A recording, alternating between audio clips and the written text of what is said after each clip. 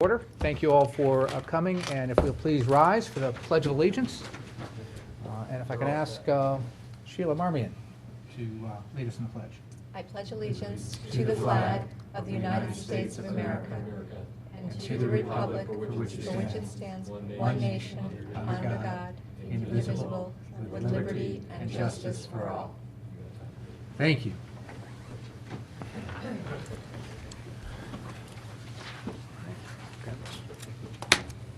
All right, then moving right into our agenda. The first item up is an appointment to Town Plan and Zoning Commission. Jackie Coleman, Republican, 510 Barlow Road, for a term of 11/13 to 11/15 to fill a vacancy created by the passing of Joan Neely. May I have a motion to accept? So moved. Second. Second. Any comments or discussion? I just want to thank Jackie for volunteering to move over to the full term of the Town Planning and Zoning. Thank you for your service. You have a wonderful resume, great background, and great contributions so far. So welcome and thank you. Just like to reiterate that. Thank you for your service. I agree with my colleagues. I would add one word of caution. This is how I got involved. I was an alternate. I got moved up to the full board. You can never guess where you're going to end up after that. So I use extreme caution as you proceed forward. But You're supposed to wait until we vote before you tell her that. But I want to thank you for agreeing to step up and do this. And I found my time on the P&Z Commission to be tremendously educational. And it helped me personally to understand how the town works and how we do things, and it shaped how I looked at things even today, and I met some great people on that board, so I wish you all the best in that endeavor. Any further comments from the board? No, sir. Any comments from the public? Back to the board. Are we ready to vote? Mm-hmm. All in favor? Aye. Aye. Congratulations, and thank you. Congratulations. Would you care to offer any words from the mic? No, it's just been humbling to be part of the TPZ. I trust you meant that in a good way. I did. All right, well, thank you very much. All right, next up, item 4 from the, and Jackie, just one thing came to mind. If you could just check with Jen, I think, or the town clerk, and see whether you have to be sworn in. I know you were as an alternate. You may have to be sworn in again as a full-time member. Okay. So if you could just check on that so that we don't skip that step somehow. All right, thank you. Next up, the Greater Bridgeport Regional Council to hear, consider, and act upon the following resolution as recommended by the Greater Bridgeport Regional Council. Did you guys read any motion to suspend the reading of this? Motion to suspend reading. All right, I'll thank you. second that. Second? All right, all in favor? Aye. Aye. All right. So to hear, consider, and act upon this resolution, may I have a motion to accept? So moved. And a second. Second. All right. Mr. Bidolli, I think you and Ms. Sloan are here to give us a brief explanation of what this is all about. All right. Thank you for selecting. Good to see you again. It's been a little bit of a time since I've been in front of you. But what we're presenting on today is another grant opportunity that we've identified through the Regional Council. This is for essentially a public works-based GIS system expansion. If you'll recall, back in 2011, our office was awarded a $1.4 million grant from the Office of Policy and Management to develop a regional GIS system, which is currently developed and being tested in the town of Fairfield. Essentially what this grant would do is allow us to expand certain functionality for just public works operations. Retrofitting public works vehicles with GPS locators, making sure that people have a good handle on what's going on in the field in real time. As requests come in, being able to intelligently monitor them and track performance throughout the Public Works Department. We're seeking $250,000. That's for the whole regional project. And this is really an extension of a proof of concept we've developed for the town of Trumbull. So the town of Trumbull came to us with local resources to develop a test application given their internal need. And I think there's a great applicability for all of our towns. We wanted to come before you for your consideration of this project. Any questions from the board? Yes, I would just ask, can you give us an example of how this might work, using one of our DPW trucks, for example, with, I don't know, paving or snow plowing, or just tell us, you'd have this GPS system on it, it would track where the truck was and how long it was there for, and, Yeah, exactly. So it would happen in real time. Okay. It would also have the functionality to determine plow up, plow down. So we'd be Okay. able to see what progress has been made. Okay. And also the sander on, sander off. Okay. So there's a variety of benefits to that, not only internally to understand what's going on with your current vehicles at any given time. You can intelligently monitor where it's going to be in the future. You can take a look at where it has been in the past. You could also work it into other workflow systems, so actual workflows can be generated in your public works department. It could be even as intelligent as when a citizen request comes in. That can be done online through the system. That can then turn it into an actual work order into the public works department with notifications being sent to the resident as progress is made on that. So it's not just the snow component, that's a big component of it, but it's also, pothole repair, tree down, especially in storm events, it can become really helpful. If you have a tree down with wires, you can all intelligently flag these sort of incidents and then track your progress on them all. So it also gives us a sense of how many hours this truck is in the field, for example, and where the holes are, or... Exactly. Okay. Yeah, Okay. Yeah. Interesting. I mean, as you're talking through that, there's a host of management kind of concepts, and I've had a chance to talk through this with Joe Michelangelo, and also one of the larger developers in the area who owns lots of buildings, and he has these in all his vehicles, and so he maps that out, and basically it's a big service response thing for him. He can send vehicles from where they are. But think about it from a pure driver safety standpoint, especially during something like Sandy, where trees did fall down and did fall down on We know vehicles where on they the are, road. Yeah, exactly. If you have a driver that's stationary, can't respond, you would know to call to say what's going on, and if you didn't hear back, you know exactly where he was to go get that. So I think from a personal safety standpoint, that's another component of this that may not be the number one issue, but is certainly a very big, I think, collateral benefit. But in terms of improving productivity, using technology like this to help us respond quicker to needs or readjust assets in the middle of an event, I think this is a tremendous management tool in that regard. And just to be clear with my two colleagues, if you look through the packet, I think it's on page 5 or 6, there's a resolution of the Greater Bridgeport Regional Council on this. You will note two things from this. One, I signed it as Secretary of the Greater Bridgeport Regional Council in my official capacity. And second, you see it registered the vote at 6-0, so I voted in favor of the Greater Bridgeport Regional Council getting involved in this program. So just in the interest of full disclosure, there's no personal gain in all of that, so I don't feel compelled, unless either of you thought it appropriate for me to recuse myself, but I wanted to disclose No, those things in that regard. certainly appreciate that. Are we limited to the number of GPS systems that we're going to have access to in terms of the vehicles? So essentially, this is to establish the platform for you to plug into. Okay. So it's limited to the internal town's capacity to retrofit the vehicles with the GPS units. So this is the actual interface, the software, the product. Okay. Yeah. I think I understand that. Will we be responsible for the actual The GPS. system? And what is a cost related to a typical system? Yeah, so we had this discussion with the town staff ahead of it. We may be able to purchase a few of them as the pilot.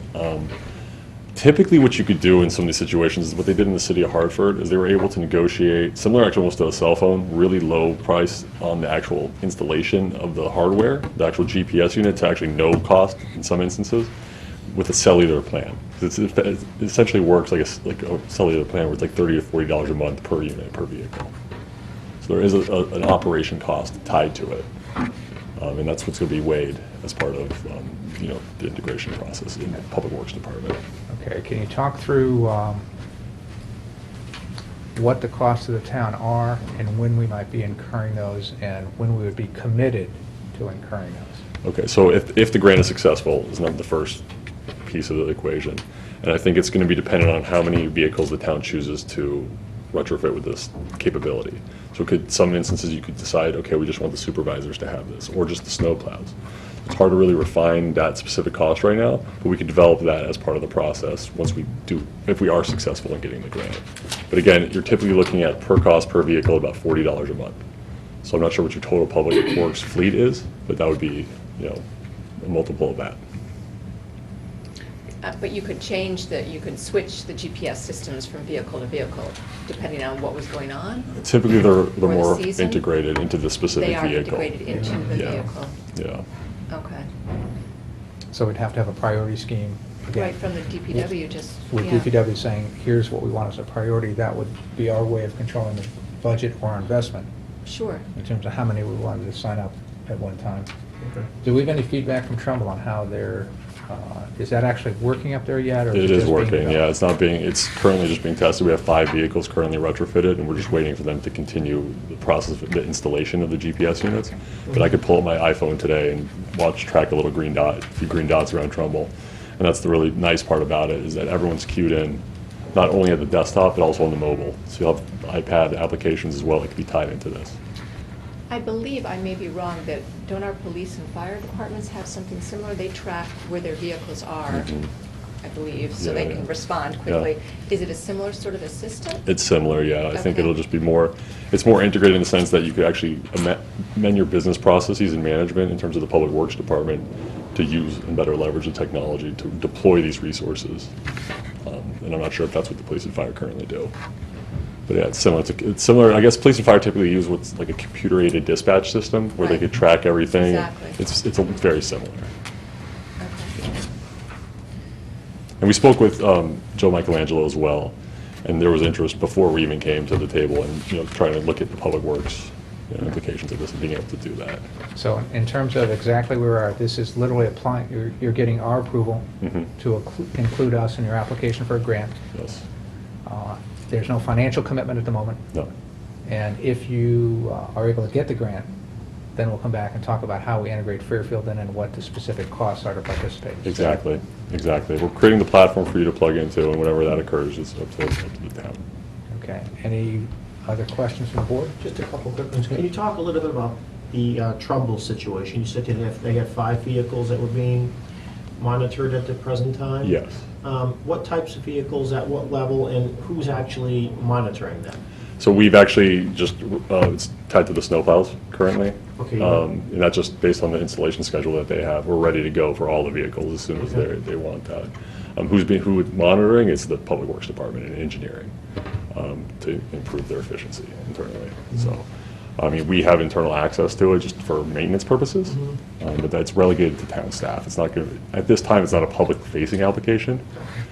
It can be if the towns want to do that, but that's completely up to the towns. I think a lot of times what you see, like in a town like South Windsor, because the other thing that it also does is like leaf collection, and I'm not sure if the town does leaf collection, we're responsible for that Yeah, in Fairfield. Kind of, we do, yeah.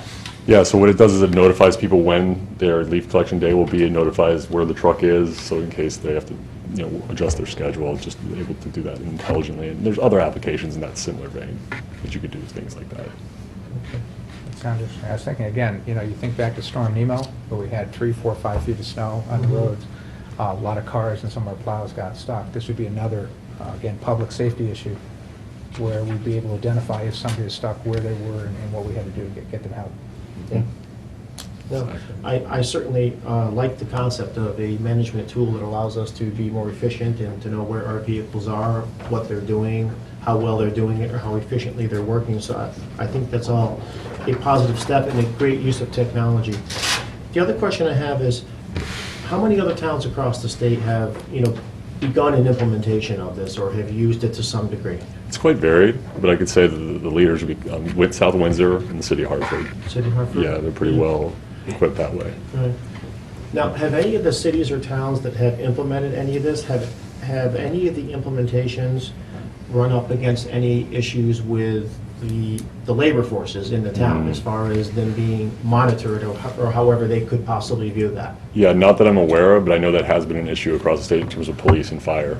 I've heard of, in terms of, because there's data that's being fed back Right. for that purpose. But that, I think, again, varied in terms of the local Okay. regulations. So it's still kind of working its way through all Yeah, those issues? yeah. I Yeah. think, it's just an intelligent way to know what your resources are doing. It's asset management, I think. It's an asset Absolutely. management tool. So, Right, I just thought I'd ask the yeah, question. No, yeah. Thanks, Paul. Yeah, no problem. All right, anything else? No? Any comments from the public? Seeing none, back to the board. Are we ready to vote? All in favor? Aye. Aye. All right. Thank you, Brian. No problem. I think I'm up here for one more, I'm not Yep, sure. I think the next one, I guess, yeah. thank you for staying. Yes. Okay, it's another one of these. Anybody want to make a motion to suspend the reading? I move to suspend the reading of item number 5. Is there a second? Second. Thank you both. Any discussion? Are we ready to vote? Aye. All right, reading the rule suspended. Brian, can you take us through this? Yes, I can. So this one, I think it might be a little bit more straightforward in some ways. As part of our $1.4 million grant that we acquired in 2011, part of the purchase was aerial imagery for our region. So we went through that process. We hired a plane. We had it fly the area. We have that product currently deployed in Fairfield. The thing with aerial imagery is you want to keep it up to date, and that costs money. So one of the commitments we made when we presented the regional GIS to you was that we would continue to pursue grant funding to try to limit any sort of funding requests we make to the town of Fairfield. So the opportunity has come up through this program as well to join a statewide collective now for the acquisition of statewide aerial imagery. The idea is to achieve a greater economy of scale. We noticed when we did our 6 towns, we achieved a significant economy of scale, probably saving to the tune of about $300,000 just on the actual aerial acquisition. So when you multiply that statewide across 169 municipalities, there's a lot of sense. When everyone's buying the same product, but they're bidding it in different locations. So in order to address that, the capital region up in Hartford has worked with the State Department of Transportation and Office of Policy Management to get them to concur that we could submit a statewide application, with the support of the respective towns and regions. Essentially what you'd be getting is the same product you currently have, but updated. It'd be an updated set of aerial imagery probably in about 2017, once the grant comes through, once the flight is done, and the pictures come back in. And I think that's a really healthy update cycle, because you currently have 2013 imagery.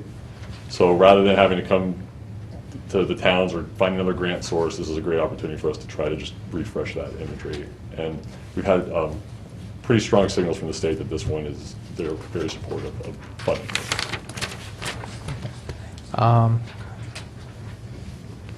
Two, I guess, quick questions. One, any cost to the town based on this? No cost. No cost at all. Okay, thank you. The Greater Bridgeport Regional Council. And then second, just so everybody's clear, is the link, our GIS link up on our website yet, do you know? It's in the process of, it's ready to go up. I don't think it's what publicly link? facing yet. Our GIS link. Jen, would you know? And if not, could you make a note to get out to the Board of Selectmen, letting us know if it is, where it is, and to send us the link? Yes.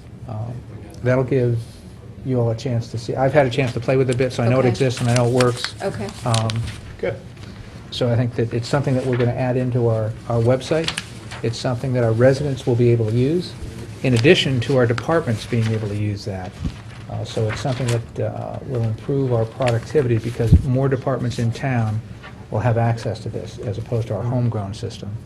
I was really impressed the other day when Cyril from our IT department came up and literally sat down in my office, gave me an update on what they were doing, and he was very excited about this because of the additional capability it gives the town and lets our IT people focus on some of the other aspects and other features and functions of our GIS system that are kind of just ours, as opposed to what we're sharing with the other 6 towns in the region.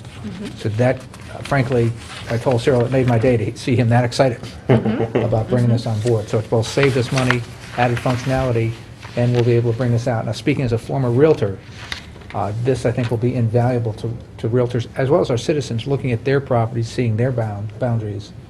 And as we go through, we'll be able to use this as part of our public safety system. We'll have additional layers that may not be accessible to the public, but will help us internally and do things like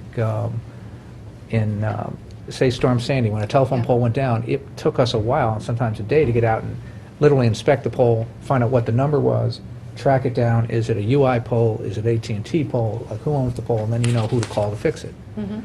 This will have all the poles logged in, so when you tell us where the pole is and where it's down, we'll know exactly who owns it and be able to call based on that. So it will immediately improve our response time in situations like that. So Those are my two questions. Any further comments or questions from the board? Just a quick question for Brian. Understanding that this is new technology and developing over the last decade or so, what is a good refresh cycle? Is 4 years the right amount, or should it be sooner, or is 4 years too soon? Just in general, to be looking at everything from above and updating the systems. I think a good rule of thumb, people like to say 3 to 4 years, but it also, you'll see people doing it every year in more urbanized area where there's a lot of change happening. Right. When you're not dealing in a rapidly growing area, I think 3 to 4 years is completely You think so? reasonable. Yeah. So that's it'd be nice. applicable to us, 3, 4 years, you Yeah, think? because the thing that you really want to focus, especially in a town like Fairfield, is infrastructure improvements, there's new roadway configurations, things like that. I mean, and whatever development sites do change. 3 or 4 years is pretty much a good, healthy window to get something really valuable out of it. Good, thanks. Yeah, no problem. Anything else? No, I think it's very intriguing, and I was thinking about Storm Sandy and just the fact that we need to see how things changed, especially along our coastline, and so I think this will be a good use of the grant money. Great. Any comments from the public? Back to the board. Any further comments? Ready to vote? All in favor? Aye. You were saying? Oh, sorry, let's move it first. May I have a motion to consider? So moved. And a second? Second. All right. Now, all in favor? Aye. All right, thank you. All right, thank you all, take care. Thanks, Brian. All right. And Brian, thank you and the organization for your work on, I know the entire council's behalf, but specifically the value-added services that you're providing to Fairfield. In this and several other components, we're seeing a real decrease in our costs with the additions and functionality you're providing here. So thank you. Glad we could help. Thank you very much. All right. Item 6, to hear an update from the Fairfield Warde High School Roof Building Committee. Mr. Briks, thank you for coming today. Thank you. So Sal is really going to do most of the talking.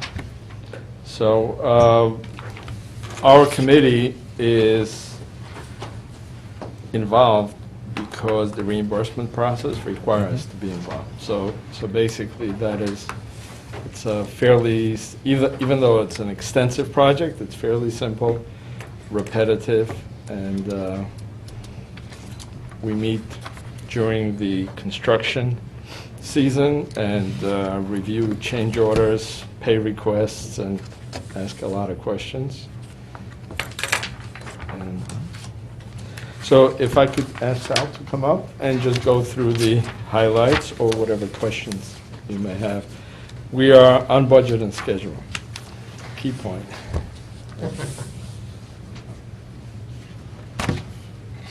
Hi, everybody. I gave another copy of this just because some of it's colorized. Oh, did I pick up the, So if we have to turn a page, we're all Oh, there we turning on are. the same page and all that. Did you get one? I did, thank you. Okay. yes, I have the right one. Thank you. Okay. So Mr. Briks asked me to help with this, and happy to do that. As Saul said, the project's on time and on budget. Scope of the project is a little under 260,000 square feet of roofing replacement at Fairfield Warde High School. The project funding was $11 million, and we were able to get state reimbursement on this project through special legislation through our delegation. There were some quirks to how this had to be designed that originally made it ineligible for reimbursement, but they went and fought for us, so we got our state reimbursement, which is a big plus. So far, 3 of the 4 construction phases have been completed. They went well, nothing terrible happened. No big unexpected items truly came up on this. 188,000 square feet of roofing replaced so far. We've paid out a little bit under $5 million so far. We've received over $1.2 million in reimbursement, and we've received our warranties from the manufacturers on all 3 phases that are complete. Work left to be done is the last phase, which will be done this summer, 69,000 square feet plus, and then close out of the project, which would involve making final payments to vendors, getting our warranties, closeout documents, completing the OSF reimbursement process, and all of those filings. Final costs projected for what we know will be just under $7.2 million. So we squeaked under the funding limit. Total reimbursement projected is $1.86 million. The attachments we have, there's a pull-out attachment number 1, which shows the areas of the roofs that have been done. Those are colorized. The one that is not colorized is what we will be doing this summer. That is Townsend House and Fitz House. Actually, probably the easiest roofs to do out of the whole project. There are a couple of rework items that are going to be done this summer on the phases that are complete. One is a issue with a HVAC unit above the weight room. Has a low flashing height condition, so the unit has to be raised to fix the roof. A similar condition at the smoke hatches above the stage, and a low ductwork issue above the roof. There's some ductwork that precludes us from doing the roofing, so that was deferred to get more data, and that'll be keyed in. All of the work will be done, and then the next project will start, which is the solar panels on the roof, which should start in September. Some of the preliminary work would happen during the summer, but be a nice progression. Finish the roof, do the solar panels. The next attachment, just for reference, is what everybody saw when funding was requested. That's attachment number 2. This came from the TFC when they sought funding for the project, and they had asked for $11 million for the project.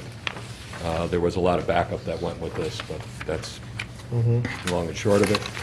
Attachment number 3 is just a simple comparison of what the original budget was envisioned by the TFC, where we are right now, and where we plan to be at the end of the project. You'll notice that our encumbered price as of right now is slightly higher than our final projected cost, and that's explained on the next sheet, which shows what adjustments we're expecting to make coming up. There are some change orders that will be written. Some of them are already included in the costs that you've seen. Some of them will be acted on most likely at the next building committee meeting. They're just getting some quotes on that. We also projected for our change order experience. The biggest challenge we had is some of the roof drains replacement, so it's kind of a consistent theme across the whole project, and because of that we can project what those costs will be. So that'll be about $40,000 worth of repairs or replacements on drains. Once you tally that up and factor in some allowances that were built into the construction price, you actually get a deduct of about $38,000. So we're ending up at a number of $7,185,355 as a projected final cost. And then if you really want to get into the weeds, the last page has all the POs. Excellent. If you really want to get into it. Okay. Any comments from the board? Just a couple quick questions. Sure. First, thank you to both of you gentlemen for being here and for providing a detailed, for providing the detailed update. I do appreciate that. Thank you. The information is accurate and welcome. On time and under budget are words we like to hear, right? Absolutely. Quickly, there's been a lot of talk lately about roofs in conjunction with solar panels and the 1-ply versus 2-ply roof, the issue that we just talked about. Sure. Can you talk a little bit about that in relation to this project, if it relates at all, or if it could for the fourth phase, or if it's not relevant here? It could have, but one of the things that was done to keep this price was they bought out all the material beforehand, so it's in hand, it's in a bonded warehouse. So to jump ship right now might be a cost extra. And this had some technical difficulties, which was why we went to this particular system. It's a premium system. If you recall, one of the challenges that we had with Fairfield Ward was there wasn't just one roof, there were two roofs. There was an existing, what you would see is the PVC single membrane roof that was added in 1991. They went directly over the original construction coal tar roof. So there were two roofs in place. TFC did a lot of investigation through their architect, Kaufman Architects. The final decision was that the coal tar roof, the PVC roof would come off real easy. The coal tar roof was still well adhered to the deck. Okay. The problem was the large majority of that building has gypsum deck. It's actually same material that's in a wallboard, sheetrock, Okay. just very thick. So the process to take that off would have caused a lot of damage and require a lot of replacement of the deck. So the investigation went into what system could we put on it. So it went to a very premium system, which is what we're using. It's a multi-plied system, but it was worked out with the manufacturer that they would put a warranty on it. They actually gave us a 25-year warranty because of these difficulties engineering around it. The thought was, or the investigation showed, it was cheaper to leave the coal tar roof in place, pay for a better system, and forego reimbursement, instead of trying to get the reimbursement, spending extra on all the damage you would do, trying to seek that reimbursement, getting that old coal tar roof off. So we went this route and ended up buying all the material up front because the winning contractor was worried about escalation of his costs. He was bidding for work 4 years in the future. And that's being handled by purchasing insurance documents, bond on the material and all that. Okay. So switching gears wouldn't work. The big plus on that was we went to our state legislators and got reimbursement anyway, so we got the best. We got a lower cost product and then got reimbursement on top of it, so that's a win-win on that one. Right, so in the end, we left the old layer one coal tar roof in place without dismantling it and going through all that. And on top of it, we do have this higher quality dual layer roof system. That was the better choice to make regardless, but especially since we're not having, especially now since we are getting a reimbursement component, which we thought we might not at first. Right. That's what I think I'm hearing. Yes. Okay. So now, to get to the solar component, forget all of these things. Right, 'cause Single ply versus two ply on Right. this particular roof. The proposal for the PV on this roof is not as extensive as it is on Ludlow High School. Okay. Ludlow High School, they're going to cover, there's a lot of free area devoid of rooftop mechanicals. So there's a lot of place for them to put panels. And they're covering 75-80% of to 80% of the roof. They're doing quite a coverage. So that particular roof, we'll say, degraded or went to a single-ply system. With that single-ply system, it's truly not a single-ply system where the PV is, because another layer is added on. It's called a slip sheet that protects the warranted roof from damage from the PV. So you're buying it somewhere else. Right. So And that- we're not buying it because that's part of the ZREC monies, and it's built into the whole process of buying the solar. So that second layer, that slip sheet that you referred to, kind of is part of the solar panels themselves, and not part of them, but it comes with that installation. Correct. And that provides us with that additional layer on that project. Correct. But they had much more opportunities there for solar panels than we do here. Correct. Therefore, it makes sense to have gone down this path, this way, and get this reimbursement. Yeah, Warde is kind of a busy roof for mechanicals and Yeah. all those items. I mean, there's a lot of, not only air handling equipment, there's a lot of power conduits that run over. It's quite a, take an aerial shot of it. It's a busy little place up there. Yeah, yeah. So it doesn't leave a lot of place to put panels without getting into shadows and lose efficiency and creating difficulty for the actual installation. Right. And just one more, if I could, please. And please refresh me on, it was a while back we had this conversation, and it had to do with the roof pitch and state statute or the state regulations around it being either reasonable or unreasonable for true construction purposes. Can you just refresh us on that issue and what part of that applies here, if any? Okay, very interesting, good point. One of the other things that we got from, through our state legislators was a exception to the state statute at the time, which required us to have a 1/2 of an inch pitch per foot. So every foot of horizontal measurement, you're going up 1/2 an That's inch. pretty steep.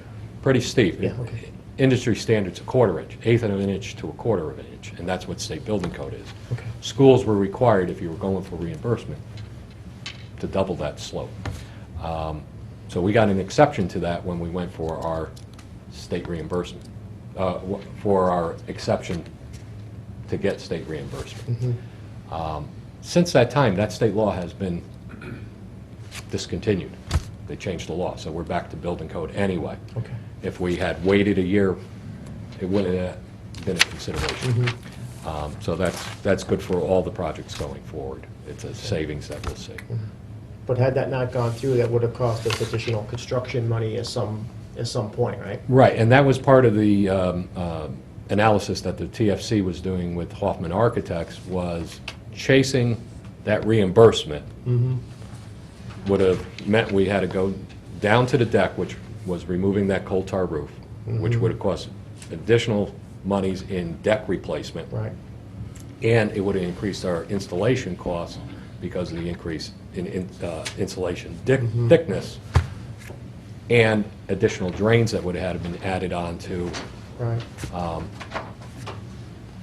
It gets into a geometry. We would be adding a lot of new drains Right. to keep the height of the roof down. So maybe knowing all that at that point in time, 11 million kind of made sense at that point. There was. Actually, the 11 million was independent of that. That was, would have okay. been, if I remember the math right, we would add another 4 million on the 11 million to get our 2 million in reimbursement. Is that what it Correct. was? That's Okay. round numbers. Yeah, that's The okay. about what 11 it was. million Okay. was what we approved. Mhm. The 7 million was what came back on the bids. So in fact, that 4 million of savings was basically bid savings. Got it. Okay. The reason we didn't have to spend the 4 million, obviously it doesn't make sense to spend 4 million to get 2 million back, right? Right. So with the help of the state delegation, they were able to get the 1/2 inch, 1/4 inch thing resolved. Okay. And also that the lower roof didn't have to be removed for that. So they basically, we got $2 million back because our state delegation went to work for us on it. Okay. So that was a big help from our state legislature. Good. So thank you for that explanation, and thank you, gentlemen, for the update. Yep. Sure thing.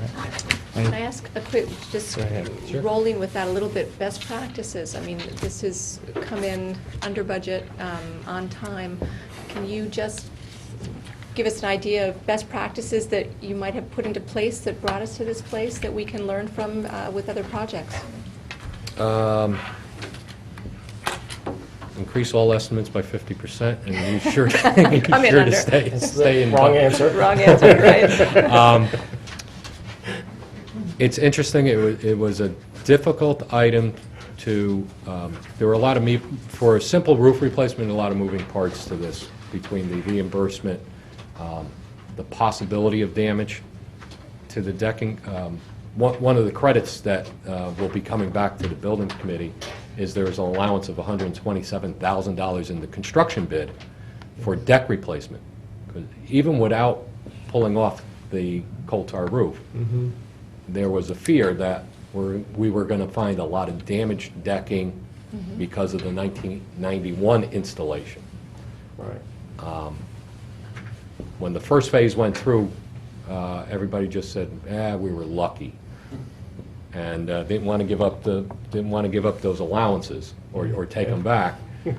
We've gone through 3 years now, and we haven't spent a dime of that allowance, so we're projecting that that'll come back. So it was in little better bit luck. condition than we thought. Right. So, you know, they were planning for the worst case, Right. and it came Yeah, out a sure. lot better. Yeah. You know, it could have been worse. Definitely could have been worse and higher costs. So a little, Saul, if you could, from the mic, just. yeah, so a little history on the bids. So there was a recession, if you remember, 2008. So we went out to bid as quickly as possible, and it was all timing related in getting these super favorable bids. We had more than the usual number of extras in that rush to get out, but there was still extremely reasonable out. We had various estimates done by both contractors and the architect, and that's what the budget was based on. We just got lucky in the bid process. Okay. Yeah. Thank you. That's my point of view. Okay.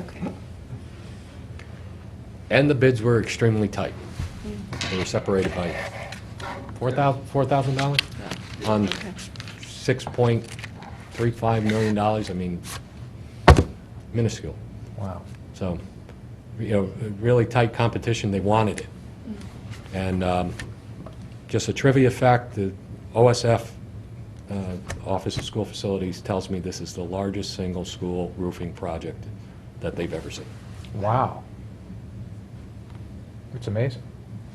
They were questioning me, why aren't you doing this over multiple years? I said, we are, but we're taking one project number. We're not going to switch horses between different, you know, keep rebidding and all that. Sure. And they were dumbfounded. They'd never seen a So number there are like that. approximately 50 individual roofs. In other words, that have edge conditions and a roof with drains. It's like 50 separate pieces. So if you look at that and study it, there are 50 pieces. It's like a city, this little roof. Wow. So, Can I 6 ask- acres. Can I ask one more question? In terms of the TFC, I know there's documentation. Were they working with you along the way, or was it just the initial kind of budgeting, et cetera, or how did you work together? The Board of Ed, I'm not sure which administration this started in. Board of Ed requested a building project for a roof replacement. The Selectmen, I'm not sure if it was you or Mr. Flato, took that request and delegated it to the Town Facilities Commission for investigation before a final building committee was seated. It was feasibility, because it was a big number. And, you know, we help whichever committee is seated to, you know, get to the truth and make the best decisions they can. well, along those lines, I was there since '89 with this building and this roof, previous building committee. So I was with Kevin on the Board of Finance when they were renovating the high school, and they said it's time to re-roof the building. Right. And I just happened to know everything about the existing roof. And so I came around and I said, the warranty isn't up, if you remember, Kevin, and we can wait the number of years. And we got some freebie reports from the manufacturer. They sent a lot of samples to the lab and told us it's got enough life to bridge us to the end of warranty. If we hadn't, there would have been another hurdle on the reimbursement. The roof has to be 20 years old before you can get another reimbursement. Ah. So, Well, they could have maybe. The warranty has to be expired. I remember Yeah. that. The Yes. warranty hurdle now is 20 years for OSF, but it's the expiration of the warranty. So if it was legal to put in as a 15-year warranty back in 1991, which I believe it was, Yeah. so the hurdle would have been 1996, and I think the dates, yeah, it was a little bit earlier. It was before the 15 years were up, so you're at 20, how many years? I have to do my math, 24 years on what's remaining to be replaced right now, so you got a lot of extra life here, 160% of warranty on those remaining areas. And the areas in place are functioning great. Really appreciate it. You have to climb up there and take a look. Mike? Thank you, Andy. We can have a field trip, guys, Wait if you till the want. snow lessens a Yeah, little bit. let's wait Yeah. for the snow to melt. We did do the Fairfield Woods Library roof, if you know, at least some of us did. We didn't have a quorum up there, so Jen didn't have to follow us. I came in the middle of this. I took office in the middle of that. TFC was finishing some stuff up with Hoffman Architects. We're going back and forth on what the cost was per square foot and that whole process going through with the RTM at that point. So, no, it's good to hear. Thank you for the update. It's good to see what progress you're making, and it's great to hear about a project going this smoothly. So thank you to the chair and the committee, and Mr. Morabito for your assistance in getting that done. They're easy to work with. 300,000 square feet Just under 300,000 square feet, is, A lot of Lot of roof. roof, yeah. 6 acres. It's more impressive when you say 6 acres. It really is. We're the biggest in the state. And that one, too. That is impressive. I never would have thought that. At least as far as they've seen. Yeah. So, Well, I'll take their word that it's the biggest in the state. We can brag about that until somebody disputes it. all right. All right? Thank you very much. Thank you. Thanks, guys. All right. The,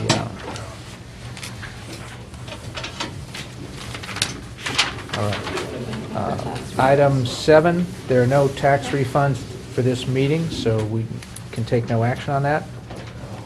Next item up, to hear, consider, and act upon any communications. Not seeing any.